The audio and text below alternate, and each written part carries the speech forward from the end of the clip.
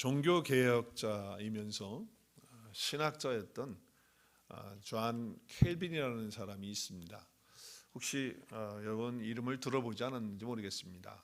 존 켈빈, 장로교의 개혁주의의 신학자이지요.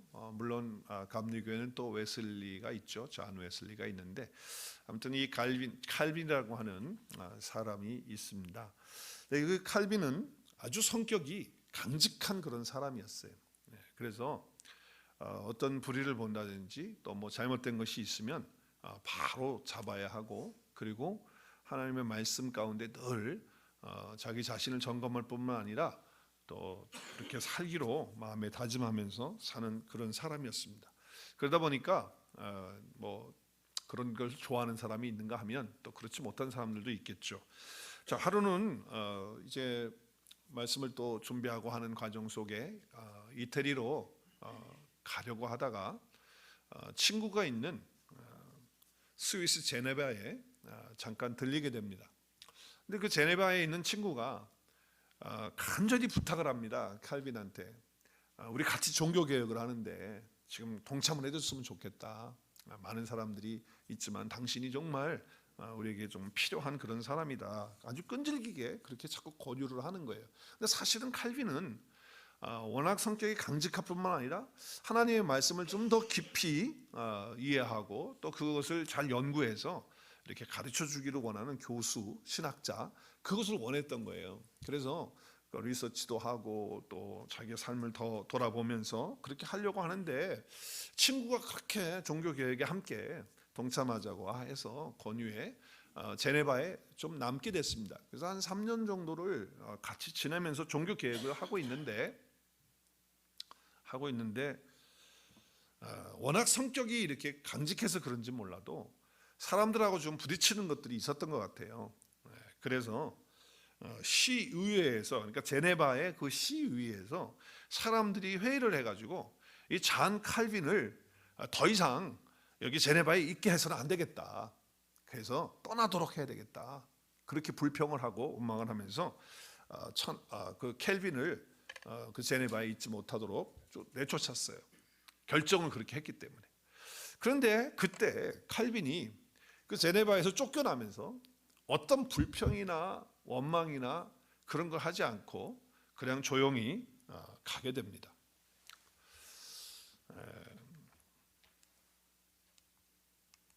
하나가 없어졌네요. 그래서 결국 가게 돼서 이제 켈빈은 스위스의 제네바에 있지 않게 됩니다. 그런데 한 3년쯤 지났는데 사람을 또 켈빈에게 보냈어요.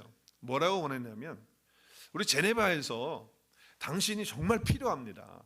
다시 좀 와셔서 같이 우리와 함께 살면서 여기서 있었으면 좋겠다라고 하는 그런 얘기를 하게 된 거예요. 그래서 선생님, 칼빈 선생님, 우리 좀 제네바에 우리 너무 필요하신 분이라고 하니까 오셔서 같이 좀 하셨으면 좋겠냐고 그랬어요. 그랬을 때 이 칼빈이요, 아무런 어떤 뭐 그런 뭐 원망이나 불평이나 언제 나를 부를 때는 언제고 또 지금 또 내쫓을 때는 언제고 또 지금 오라고 하느냐라고 하면서 그렇게 불평하고 원망하고 그러지 않았어요. 그냥 켈빈은 뭐라고 그러냐면은, 그래요? 당신들이 또 그쪽에서 나를 필요로 한다고 그렇게 하면 내가 가야죠. 내가 가야죠.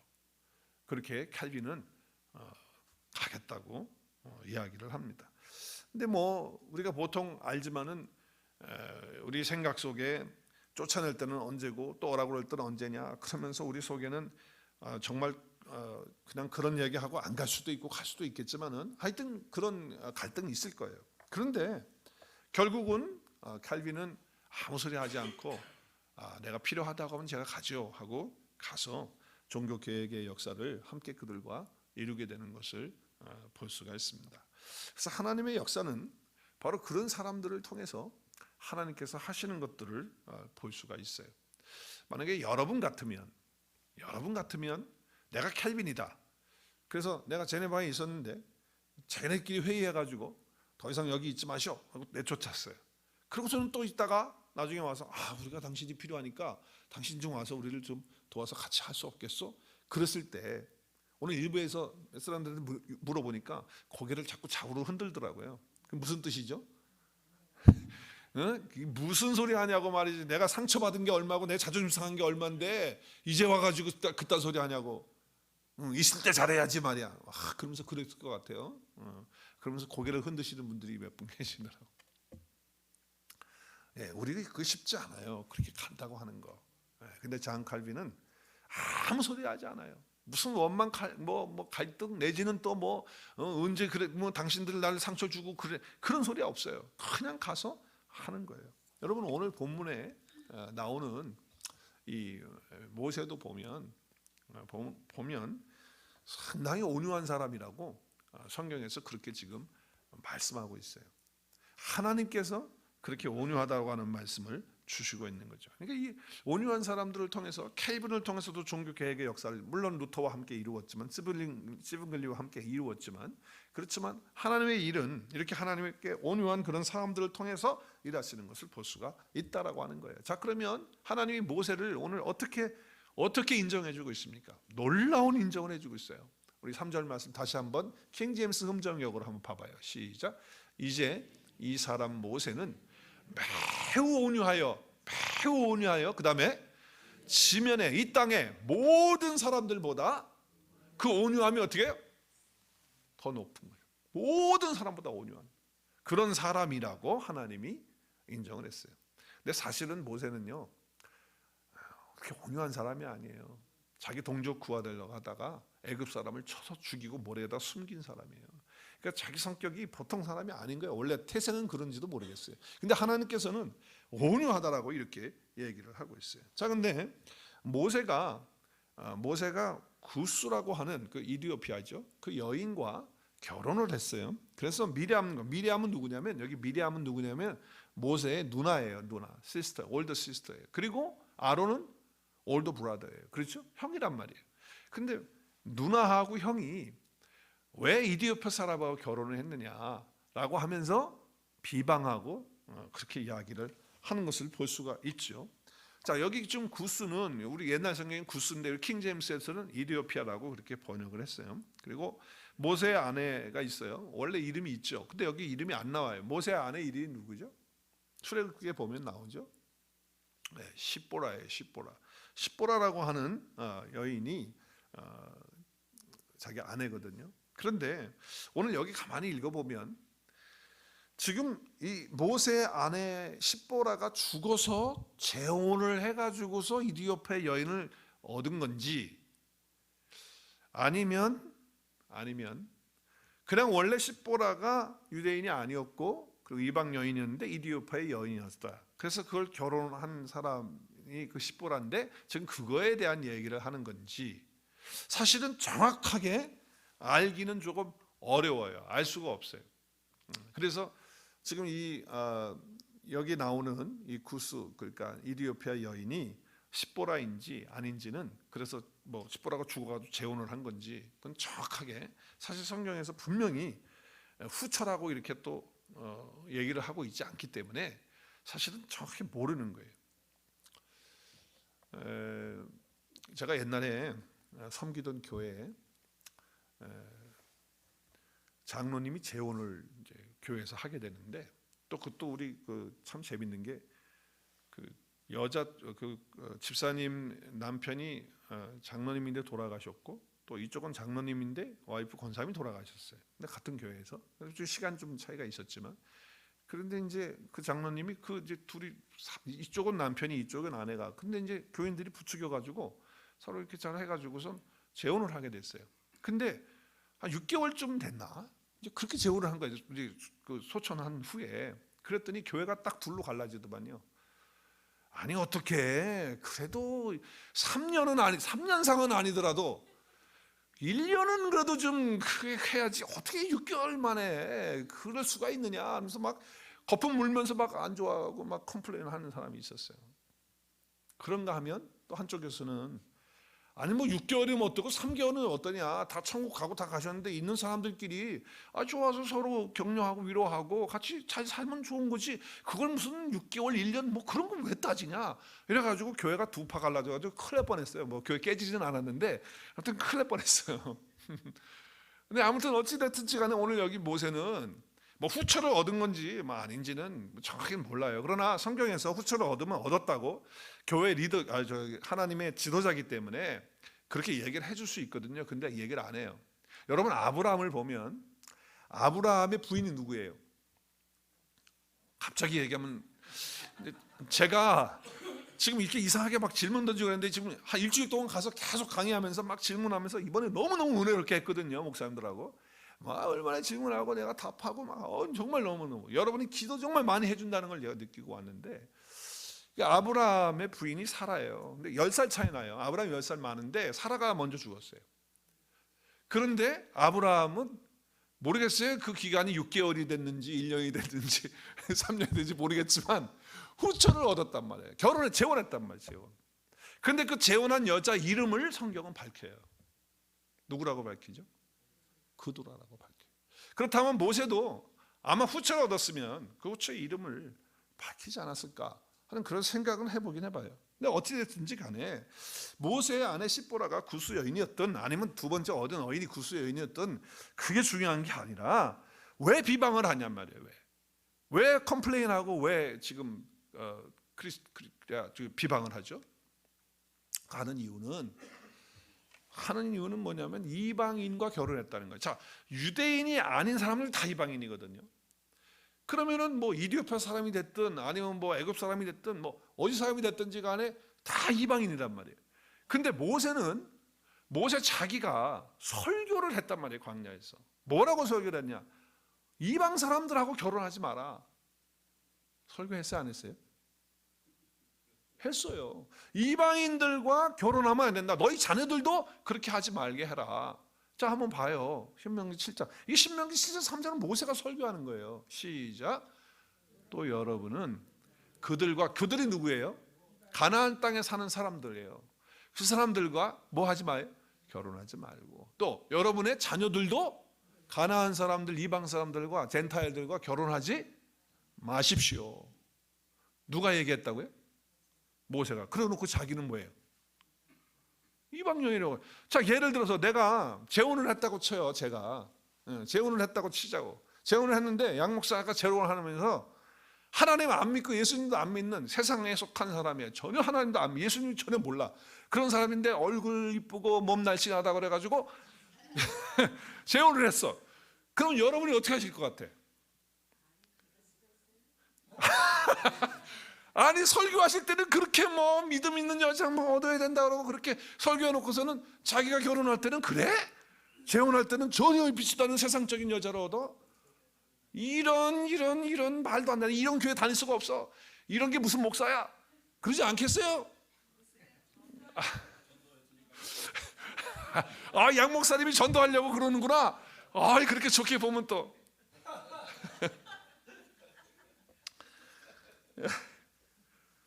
하여튼지 간에 모세 누나하고 모세 형이 비방하고 야단칠만 하잖아요. 그렇지 않아요? 그리고 모세가 잘못한 거 아닙니까?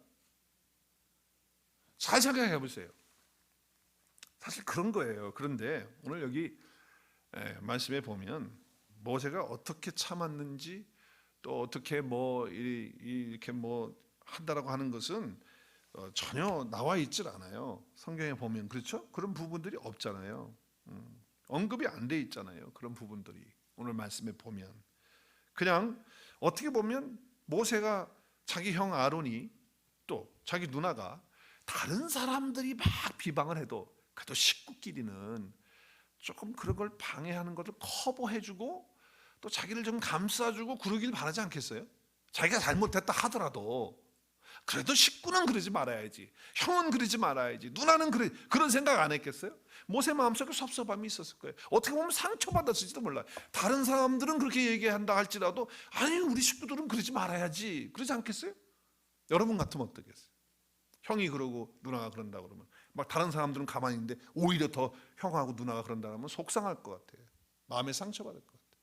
그래서 한마디 하고 피 터지게 싸울지도 몰라. 근데 모세는요, 오늘 여기 보면 모세는 그냥 정말 자기가 실수한 거 다 인정을 하고 있는 듯해요. 아무 말 안 하니까. 그렇죠? 그리고서는 뭐예요? 막 이렇게 비난하잖아요. 하나님이 모세 너에게만 말을 주시냐 말이야. 나한테 미리암인 자기한테도 하나님 말씀 주시고, 그리고 아론도 나한테도 하나님 말씀 주시는데 너만 주는 줄 아냐 말이지. 막 이러면서 비방을 했단 말이에요. 그랬을 때 오늘 여기 보니까 마지막 2절 마지막 부분에 보면 여호와께서 이 말을 다 들으셨다. 이게 참 중요한 거예요. 마음을 들으셨다는 거예요. 자, 그래서 하나님이 뭐라고 말씀하세요? 이 모세는 참 정말 하나님 앞에 인내하고 참고 어떻게 했는지 모르겠지만 하여튼 그 설명은 잘 안 나오지만 자기가 죄인이었고 자기가 잘못했고 하는 이런 모든 것들에 대해서 분명히 인정을 했던 것 같아요. 그렇죠? 그래서 모세는 참고 그것을 잘 견뎌나가고 있는데 하나님이 뭐라고 얘기를 하시냐면, 그래서 모든 사람보다 온유함이 주변에 있는 사람들보다 승하다라고 이렇게 말씀을 하고 있다고 하는 거예요. 자, 어찌됐든지 간에 모세가 실수했던 잘못했던 식구들이 그렇게 할 때 마음의 상처를 안 받겠냐고요. 마음의 상처가 있는 거예요. 인생을 살아가면서 우리 모두가 다 이런 마음의 상처 식구들에게도 받을 수 있고 가까운 성도에게도 받을 수 있고 다 그럴 수 있거든요. 그럴 때 우리가 이것들을 어떻게 해야 됩니까? 모든 짐들을 다 예수님이 뭐라고 그랬었어요? 다 가지고 나오라고 그러지. 예수님이 가지고 나오라고. 그래서 가지고 나오면 그 짐들을 다 주님이 해결해 주시겠다라고 말씀해요. 그래서 수고하고 무거운 짐을 진 사람들은, 그 상처받은 사람들, 그 스카가 있는 사람들은 다 나한테 와라. 그러면 내가 쉬게 해주고 그 상처를 다 치유해 주겠다라고 말씀을 하잖아요. 우리 한번 같이 읽어볼까요? 시작. 수고하고 무거운 짐진 자들아 다 내게로 오라. 내가 너희를 쉬게 하리라. 나는 마음이 온유하고 겸손하니 나의 멍에를 메고 내게 배우라. 그리하면 너희 마음이 쉼을 얻으리니 이는 내 멍에는 쉽고 내 짐은 가볍다. 주님 앞에 오라는 거예요. 근데 주님이 어떤 분이라는 거예요? 온유한 분이라는 거예요. 겸손한 분이라는 거예요. 그래서 주님에게 오면, 주님 안에 들어오면, 그리고 그 말씀을 더 먹고 그 말씀을 더 깨달으면 깨달을수록 우리 마음에 진정한 쉼이 있고 상처도 다 회복되고 하는 그런 것들을 말씀하고 있잖아요. 그래서 주님의 멍에는 쉽고 주님의 짐은 가볍기 때문에 우리가 주님 안에 들어가면, 주님과 함께하면 주님이 온유하신 분이시기 때문에 우리도 그런 마음을 갖게 된다라고 하는 말씀을 하고 있어요. 모세는요, 하나님이 인자하신 하나님을 알았어요. 자비하신 하나님을 알았어요. 그리고 은혜에 풍성하신 하나님을 알았어요. 그래서 그 하나님을 바라보는 거예요. 그래서 그 하나님 앞에 나가는 거예요. 모세는. 우리의 마음이 왜 쉼을 못합니까? 자꾸 상처받으니까 그런 거 아니에요? 죄가 우리 가운데 자꾸 들어오니까 그런 거 아니에요? 그래서 주님은 내 마음이 온유하니까 나한테 오라는 거 아니에요? 우리는 주님 앞에 가서 우리 모든 치유와 은혜를 받을 수가 있다라고 하는 것이죠. 여러분, 이게 온유라고 하는 그 단어의 미닝을 보면 이런 뜻이 있어요. 영어에는 meek라고 그래. meekness, meek. 그렇게 반영을 하는데, 이게 한문을 보면 이게 온유가 한문이에요. 그 온자가 따뜻할 온이에요. 온이 뭐라고요? 웜한 거예요. 웜, 따뜻한 거예요. 그리고 soft한 걸 말해요. 유는, 우리 유 권사님 얼마나 소프트해요. 부드러울 유, 소프트하단 말이에요. 그러니까 온유는 성격적으로 뭐예요? 아주 따뜻하면서도 부드럽다고 하는 그런 의미가 담겨져 있는 거예요. 그래서 영어 서전에 보니까 온유를 미크라고 이렇게 발음했는데, 미크는 유순하다, 온순하다, 또 어떤 건 미약하다, 뭐 이렇게 표현을 하고 있어요. 자, 그래서 이 미크라고 하는 이 단어는 뭐가 이렇게 강한 게 아니에요. 그러니까 고체, 딱딱한 고체가 아니고 돌멩이나 뭐 유리나 뭐 이런 게 아니고, 어떻게 보면 액체이기 때문에 물과 같은 거예요. 흐르는 거예요. 그냥 물은요, 어디 가서 부딪혀가지고 깨지고 그러지 않는다는 거예요. 그러나 이런 것들은 고체니까 이런 것들은 어디 던져지면 깨진단 말이죠. 그리고 그 부서지고 그렇게 상처가 나고 흠집이 날 수가 있다라고 하는 거예요. 그러니까 온유는 뭐예요? 무슨 강철이나 돌덩어리나 유리나 뭐 그런 형태가 아니라는 것을 알 수가 있어요. 자, 보통 온유의 미닝은 이제 그런 의미인데, 헬라어의 의미를 보면, 단어를 보면 프라우스라고 하는 단어를 써요. 그리고는요, 프라우스라고 하는 단어를 쓰고 있는데, 이 단어는요, 우리가 생각하는 대로 이렇게 뭐 이렇게 부드럽고 따뜻하고 이런 의미보다는 오히려 강한 거예요. 막 야생적인 거예요. 그래서 쉽게 예를 들면 이런 거예요. 야생 동물들 있잖아요. 뭐 사자나 뭐 또 뭐 늑대나 아니면은 야생 말이나 이런 것들은요 막 거칠거든요. 근데 그 왜 거치냐? 힘이 있으니까 막 파워가 있잖아요. 그래서 막 잡아먹고 막 쫓아가서 막 해치고 막 그러는 짐승들이 있잖아요. 그 말도 야생말 같은 경우는요 경주를 못해요. 우리 사람이 타면 이 말은 어떡합니까? 팍 뛰어가지고 자기 등에 있는 걸 떨어뜨려 버린다.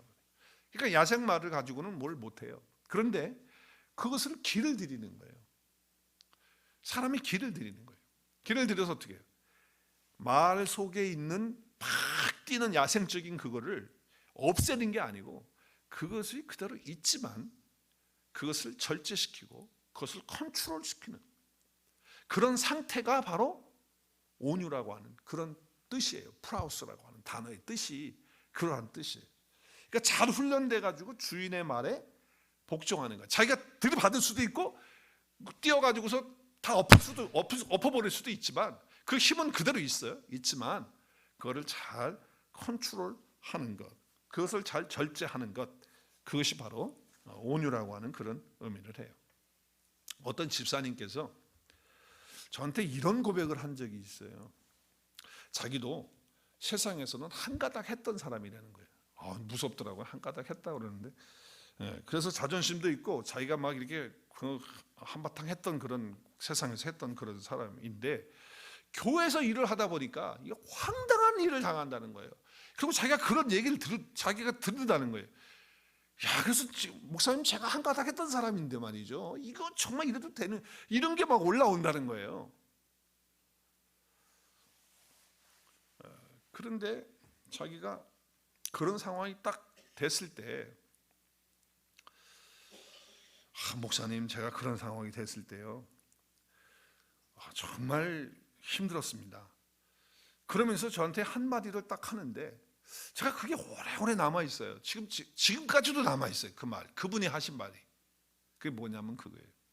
목사님 제가 세상에서 한가닥 했던 그런 사람인데 내가 하나님의 일 하다 보니까 뭐 별소리가 다 있고 뭐 별이 다 있어가지고 정말 내가 한가닥 나올 뻔했는데 그리고 그렇게 할 수도 있는 사람인데 그런데 저한테 하는 얘기가 하나님 생각해서 참았습니다. 하나님 생각해서 참았다는 거예요. 그게 내 마음속에 오래 남아요. 내가 여기서 열받고 내가 여기서 터지면 하나님의 영광 가려지지 않을까? 하나님 생각했다는 거예요. 내가 여기서 열받아가지고 뚜껑 열어가지고서 막 내가 과거에 한가닥 했던 것처럼 해버리면 그러면 하나님 마음 아프지 않으실까? 하나님 생각을 했다는 거예요. 그래서 내가 이러면 하나님이 힘드시지. 그래서 하나님을 생각했다는 그 얘기를 들을 때 제가 정말 오래 남아요. 그리고 목회를 하면 할수록 그게 더 자꾸 생각이 나요. 제가 제일 힘들 때가 언제냐면 뭐 나를 향해서 공격하고 뭐 나에게 뭐 하고 그런 것도 힘들지만 함께 섬기고 있는 성도들끼리 막 시기하고 질투하고 싸우고 뭐 터져가지고 막 그냥 일하다가 터져가지고 뭐 하네 뭐네 뭐 하네 막 이런 걸 보면은 너무너무 마음이 막 아프고 힘이 들어요. 그런데 그 순간에도 나 자존심 뭐 때문에 가서 한번 들이받고 말이지 그냥 그렇게 하는 사람들이 보여질 때마다 내가 그 집사님 한 그 말이 자꾸 생각나는 거예요. 시작. 하나님 생각해서 참았다. 그 생각이 자꾸 떠오르는 거예요. 하나님을 생각하는 그 마음, 하나님의 은혜를 생각하고 하나님이 나에게 베풀어 주신 것이 어떤 것인지 생각하고 하나님이 자비하시고 사랑을 베푸시고 나에게 구원하시고 예수 그리스도를 보내주시고 나를 이처럼 이런 못난 자를 이런 죄인 중에 괴수를 하나님 나를 이렇게 만드셔서 의롭게 해주셨다. 그 하나님을 생각하면 내가 이러면 안 되지만 어떤 상황이 되어도 내 자존심이 팍 상하는 그런 일이 있어도 그 자존심보다 하나님이 더 귀하고 아름다우시지. 할렐루야. 그렇게 생각하실 수 있기를 바라요. 내 성질도 중요하지만 내 성질보다도 하나님이 더 중요하시지. 내 영광보다도 하나님의 영광이 더 중요한 거예요. 지금 아론과 미리암이 모세를 막 지금 비방하면서 말을 해요. 너에게만 말했냐? 우리에게도 말했다 말이지. 막 이렇게 할 때, 그렇게 할 때 여러분, 그 제가 아까 얘기한 거, 여호와께서 이 말들을 다 들었다고 하는 거, 이게 너무 중요한 거예요. 여러분 2절 말씀을 다시 한번 보세요. 여기 보면 내가 밑줄 쳤죠? 여호와께서 이 말을 들으셨더라. 이게 무슨 얘기예요? 모세는요, 하나님이 지금 자기 형이 하는 말이나 행동, 또 자기 누나가 하는 말이나 행동을 다 듣고 아신다는 거예요. 그걸 다 보고 계신다는 거예요. 그러니까 모세는 누구를 지금 신뢰하고 있어요? 하나님을 신뢰하는 거예요. 하나님을 바라보는 거예요. 그리고 또 어떻게 해요? 하나님을 바라보고 하나님을 신뢰하는 사람은요, 그분께 다 맡기는 거예요. 여러분, 하나님 믿는다는 게 뭐예요? 하나님을 신뢰한다는 게 뭐예요? 맡기는 거예요. 뭘 맡겼어요? 지금 자기 형하고 자기 누나가 말이죠, 별 얘기를 다 하면서 지금 자기를 막 이렇게 했는데, 자기가 물론 잘못했어요, 뭐 실수했어요. 그렇다 할지라도 막 그런 얘기를 할 때 속에서 화가 안 나요? 모세도 사람인데. 그런데 하나님을 신뢰했어. 왜? 이 모든 것들을 하나님이 다 들으시고 보고 계신다. 하나님을 신뢰하고 하나님 믿으니까 이 모든 것들을 다 어떻게 해요? 맡기는 거예요. 하나님께 맡기는 거예요. 이것이 온유예요. 오늘 설교 제목이 뭔가요? 오늘 설교 제목이 뭐예요? 오늘 설교 제목이 뭐예요? 네, 주님께 맡기는 사람은 주님을 전적으로 신뢰하기 때문에 맡길 수 있는 거예요. 내가 믿지 못하는데 뭘 어떻게 맡겨요? 내가 믿으니까 내 걸 맡기는 거거든요. 지금 이 상황을 맡기는 거거든요. 성경은 그런 사람을 가리켜서 이 지면에 어떠한 사람보다도 온유한 사람이라고 하나님이 말씀하시는 거예요. 물론 부드럽고 따뜻하고 다 포함할 수 있겠죠. 그렇지만 하나님을, 내 주님을 내가 전적으로 신뢰하고 믿음으로 내 상황과 나의 삶과 나의 어려움과 나의 상처를 받는 그런 상황까지도 다 하나님이 들으시고 다 알고 계시기 때문에 그분에게 맡겨드리는 거예요. 그게 온유예요. 여러분, 하나님께 삶을 맡기게 되면 그때부터 하나님이 일하셔요. 그때부터 내가 하는 게 아니야. 맡기는 순간부터 하나님이 일하세요.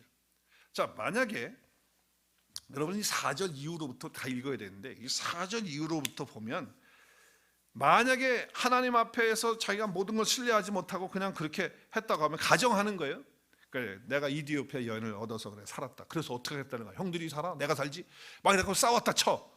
그 삼형제가, 삼자매가 그냥 그 세 사람이 그냥 모여가지고 막 모세가 뚜껑 열리고, 형도 네가 동생 놈이 형한테 대든다 그러고 누나가 막 된다. 그래가지고 막 싸움 났더라. 그러면 어떻게 했어요? 4절 이후로 어떻게 기록을 해요? 4절 이후로. 4절 이후에 어떻게 기록해요? 삼남배가 피 터지게 싸우다가 결국 셋이 모두 다 죽었더라. 아니면 하나님의 백성들이고 하나님의 사람들이 그렇게 피 터지게 싸우다가 개망신을 당했더라. 아마 그렇게 기록하고 말 거예요. 그런데 모세는요, 하나님을 믿었어요. 그리고 정말 하나님을 신뢰했어요. 그러니까 자기의 이 상황을 다 맡기는 거예요. 맡기니까 하나님이 그때부터 개입하셔서 하나님의 일을 하셔요. 그게 4절부터 쭉 나오는 얘기예요. 자, 보세요. 그래서 하나님은 어떻게 다루시고 어떻게 일을 이루시죠? 갑자기 모세와 아론과 미리암 세 사람을 다 불러요. 어디로? 회막에 뭐 하는데요? 예배 드리는데, 하나님께 제사 드리는, 그걸로 불러요. 그래서 세 사람이 나가요. 그래서 하나님이 말씀하시고 하나님이 어떻게 하세요? 처리하시는 하나님.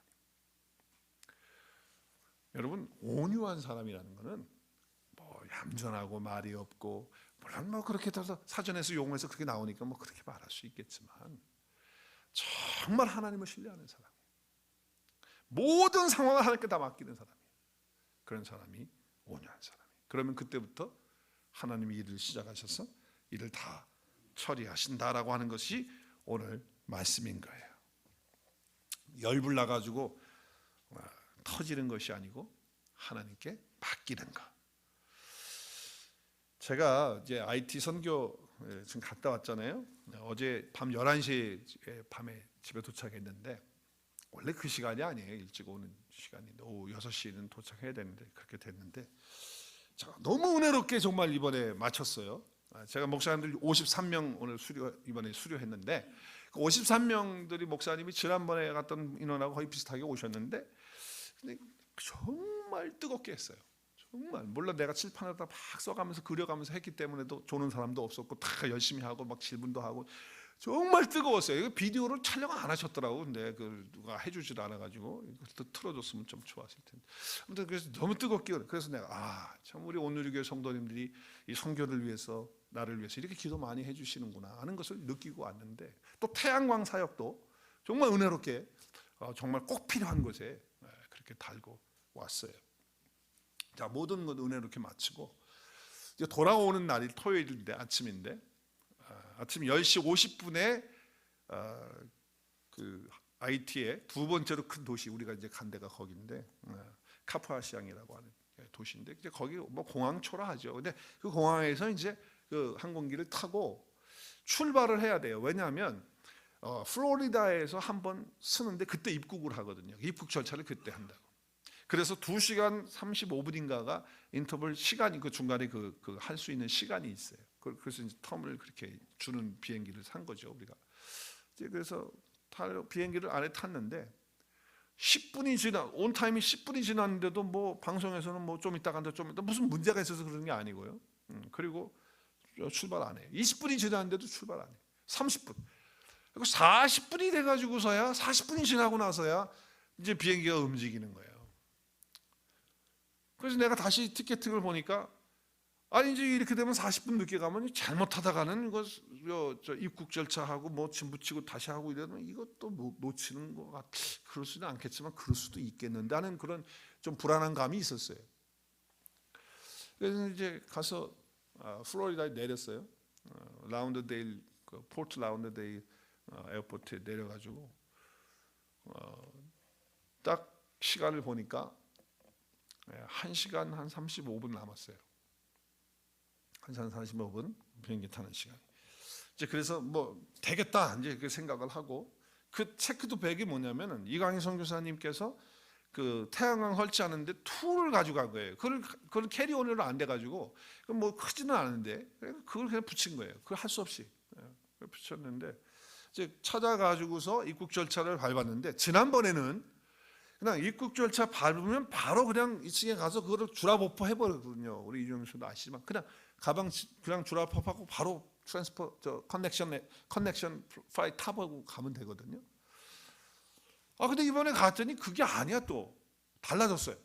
그래서 가방 이제 세관을 갖고 나오는데 어디로 그 인도하는 사람들이 하냐면은 다시 스캔을 하는 대로 스캔하는 하는 대로 체크 포인트 또 가는 거예요. 그래가지고 우리 캐리온까지 내 가방까지 딱 넣어가지고 그거를 스캔하는 거야. 또 줄 서가지고 또 그걸 했어. 거기서 또 시간이 또 간 거예요. 그러면 이제 같이 올라가가지고 2층에 올라가서 이제 그건 우리 생각에 지난번에 했던 대로 그냥 체크아웃을 하다가 가방 그냥 주랍하고 그냥 비행기 타고 가면 되거든요. 근데 올라갔더니 그게 없어졌어요. 그게 그 창고가 없어졌어. 그래서 거기 사람한테 물어보니까 카운트에 가서 배게지 클레임 하듯이 그렇게 해야 된다. 체크해야 된다. 그 줄을 또 있어요. 줄. 그래가지고 서가지고서 이제 했어요. 그랬더니 티켓을 딱 보는 순간 19미닛 남았기 때문에 19분밖에 안 남았기 때문에 가방을 붙여줄 수도 없고 당신들 비행기 못 탄다는 거예요. 그 순간 제가 벌떡 생각이 나는 게 뭐냐면 제가 작년에 LA 갔다 올 때 중간에 한번 스탑하고 왔거든요. 원스탑으로 갔다 왔는데 원스탑 했을 때 여기 원스탑 했을 때 올 때 비행기 그 기체에 그 뭐 브레이크에 브레이크 라이트 들어온다고 워닝 들어온다고 그러면서 방송하면서 한 1시간 10분을 비행기 안에 있었거든요. 그래서 1시간 10분 못 타요. 커넥션 끝났어요. 그래서 내가 그 스튜디오한테 나 이거 시간 커넥팅 플라이트 못 한다. 이게 지금 출발해서 어떻게 해야 돼? 그러면 내리면 다 해줄 거니까 걱정하지 말라 그래서 이제 그리고 내려가지고 왔을 때 내려가지고 가서 인포메이션 보니까 그날 비행기 없다는 거예요. 여기 오는 거. 그래서 자기네 플라이트는 없기 때문에 안 되니까 내일 아침에 비행기로 첫 비행기, 두 번째 비행기, 세 번째 비행기로 우리 해주겠다고. 그래가지고서 그 호텔 대주더라고요. 그리고 쿠폰 한 끼 저녁인가 한 끼 먹을 수 있는 거 그거 주고. 그 생각이 번뜩 나면서 야 이거 비행기 만약에 이거 없으면 내일 무슨 요일이에요? 어저께 토요일이니까 주일이에요. 그럼 목사가 뭐 생각날까? 예배 생각이 딱 나면서 야 이것도 어떻게 되는 거야? 근데 선교사님도 걱정이 돼가지고 자기 아침에 10시까지 어느 교회 가서 예배하고 자기 선교 그거 찬양 집회 해야 된다는 거예요. 목사님 좀 안 가면 큰일 나요. 그래. 그래서 밑에 이제 내려가서 항공사에 그 여행 그 하는데 인포메이션 센터에 가서 갔더니 사람도 줄이 많아가지고 또 줄을 서서 그걸 이제 하면서 제가 선교사님하고도 얘기도 하고 내가 혼자 생각을 막 하는 거예요. 그러면서 마음이 얼마나 불안하고 이것도 잘 안 되면 어떡하냐. 그래서 선교사님하고 얘기하면서 우리 안 되면요 뭐 그냥 렌트카 해가지고 9시간이면 가니까 그냥 가야 될 것 같아. 뭐 별 생각을 다 한 거예요. 그러면서 기다리는데 마음속에 막 불안하죠, 초조하죠. 이거 잘 돼야 될 텐데 이거 어떡하지? 막 걱정이 막 들어오는 거예요. 그러면서 속에서 뭐가 올라올까요? 이 화가 올라와. 화가. 아니 도대체 자기들이 2시간 50분에 이거 했으면은 2시간 그 인터벌을 줬으면 그거를 잘 해서 해주고, 그리고 그게 안 되면은 빨리 조치를 하고 그래서 비행기를 홀드를 해주든지 해서 우리를 태우고 가든지, 지른 실수면 뭐 그렇게 해가지고 해줘야지 말이야. 그 막 속에서 막 이게 막 화가 막 올라오는 거예요. 뭐 표현을 안 했지만 속에서 막 부글부글 끓어. 그런데 그 순간 하나님께서 내 마음속에 야 그런 거 다 나한테 맡기는 거 아니야? 그런 생각. 그때 내가 하나님, 그렇죠, 하나님께 다 맡겨야죠. 뭐 이런 순간 내가 이게 걱정하고 한다고 이게 되는 것도 아니고, 아유 하나님 맡깁니다. 하나님 맡깁니다. 그 순간에 내 마음속에 뭐가 왔을까요? 이런 말할 수 없는 막 평강이 밀려 들어오는 거예요. 너무너무 막 그냥 마음의 안정감이 쫙 마음속에 오는 거예요. 그리고 뭐 예배 드리게끔 해주시겠지, 뭐 그리고 다 잘 해결되겠지, 뭐 너무너무 막 마음속에 평강이 막 오는 거예요. 그러면서 없어지는 게 또 하나 있어요. 뭐가 올라왔다 해서 이게 막 화가 올라와가지고 막 이런 생각까지 했어. 만약에 이거 돈을 뭐 더 내가지고 플라이트를 다른 거 할 때 돈을 더 내라고 차지한다, 내가 가만히 안 있어. 이거 참을 수가 없어. 막 그리고 뭐 내일 비행기 어쩌고저쩌고 그러면 내가 다른 비행기로 해가지고 너 우리 태워줘야 된다, 막 이렇게 해가지고 억지로 뭘 하더라도 내가 한번 싸우겠다 말이야. 막 이게 올라와 있었거든요. 별 생각 다 하면서. 그런데 그게 싹 어디로 갔는지 없어져 버려. 그러면서 온유한 마음이, 이 화가 아니고 아주 평화스러운 마음이 되는 거예요. 그래가지고 제가 카운트 여자, 그 백인 여자하고 내가 이야기할 때 정말 내가 화난, 내가 스스로 봐도 어떻게 여유가 있고 그렇게 편안한 마음으로 그분하고 얘기를 했는지 몰라. 그것도 처음엔 그러더라고. 우리 셋이잖아요. 7시 비행기가 있는데 자리가 2개밖에 없대. 그래가지고 선교사님하고 셋이서 우리 어떻게 하면 자리가 그러면 나도 또 이게 올라왔을 텐데 딱 막혔으니까 마음이 편하다. 그래서 내가 그런 생각했어요. 그렇게 얘기했어요. 내가 웨딩 리스트로 가서 있으면 안 되겠냐. 그럼 내가 좀 올려달라고, 내 이름 올려달라고, 웨딩 리스트로. 그래서 자리 혹시 비는 사람 있으면 내가 가겠다. 이 2사람 부킹 해주고 그리고 나를 그렇게 해달라. 내 얘기를 했어요. 그랬더니 오케이 그렇게 해주겠대. 근데 막 한참 하더니 한참 기다렸어요. 근데 그때 편안하더라고 마음이. 그러더니 그 여자가 나한테 그러는 거예요. 잘 됐대. 그래서 뭐가 잘 됐냐고 그랬더니 자리가 3개가 된다는 거야. 그래서 내가 하나님 감사합니다. 뒤에 선교사님 할렐루야 또 그러고. 여러분, 그래서 제가 오늘 이렇게 예배 와서 여러분들하고 같이 예배하고 지금 설교하고 있잖아요. 정말 모든 것을 다 하나님께 맡기는 사람은요, 이 화가 올라가지고 터지잖아요. 또 마음속에 막 불안하고 두렵잖아요. 그때 하나님이 온유한 사랑으로 우리를 맡겨주시는 거예요. 내가 하나님을 신뢰하고 하나님을 믿고 하나님께 맡기고 하나님을 바라보고 하나님의 그 사랑과 그 은혜를 기억하고 붙드는 사람이 될 때 어떤 사람이 된다? 온유한 사람이 되는 거예요. 여러분, 모세는요 지금 정말 하나님 바라본 거예요. 모든 사람 하나님 다 듣고 계신다, 다 알고 계신다. 그럼 하나님이 하시겠지. 하나님이 하시겠지. 여러분, 이런 사람 속에 하나님께서 주시는 것이 있어요. 뭘 주시냐면 두 가지를 주세요. 시편 31편 11절 시작. 그러나 온유한 자들은 땅을 차지하며, 두 번째로, 자, 온유한 사람이 어떤 사람이라 했어? 하나님을 전적으로 트러스트하고 하나님께 인트러스트 해보는 거예요. 그게 뭐예요? 그게 온유한 사람이에요. 근데 그 사람에게 뭘 줘요? 풍성한 화평을 주는 거예요. 그냥 화평도 그냥 화평이 아니야. 그냥 평안이 아니야. 풍성한, 그러니까 enjoy great peace를 주는 거예요. 그리고 또 한 가지 주는 게 뭐예요? 부동산을 주죠. 땅을 차지하잖아요. 우리 한국 사람들 땅 못 차지해가지고 그냥 전부 그냥 워낙 땅이 좁다 보니까 한국은 더 그런지도 모르겠지만, 여러분 여기 지금 예수님도 8가지의 복을 얘기했잖아요. 예수님도 그때 5번째로 뭐라고 그래요? 시작. 온유한 자는 복이 있나니. 뭘 기업으로 받아요? 땅을. 그러니까 그냥 땅 받으려고 그냥 노력하, 온유해 보겠다고 그러는 건데, 그게 아니, 그걸 말하는 게 아니에요. 물론 땅이라고 하는 것은, 기업은 하나님의 나라를 얘기하고 예수 그리스도의 영원한 생명을 얘기하죠. 그런데 여기서 땅을 차지한다고 하는 것은, 이건 개를 의미하는데, 이 개, 그렇죠? 이 세상은 이 개라고 하는 단어이고 땅이 개인데 존재를 말해요. 코스모스도 땅이지만, 세상이지만 그것이 사람인 것처럼, 여러분, 내가 온유하잖아요. 내가 하나님을 전적으로 신뢰해가지고 하나님께 다 맡기잖아요. 그럼 하나님이 일을 처리하시잖아요. 그러면 하나님의 사람들이 오게 돼요. 잃어버려진 하나님의 자녀들을 우리가 찾게 돼요. 그래서 땅을 얻는 거예요. 땅은 존재예요. 하나님의 존재들을 우리가 얻는 거예요. 자, 나에게 내가 하나님을 정말 신뢰하고 그분을 의지해서 모든 상황, 모든 두려움, 모든 불안, 이것들을 다 하나님께 맡겨드리면 하나님이 풍성한 평안과 그 화평으로 우리 가운데 주실 줄로 믿습니다.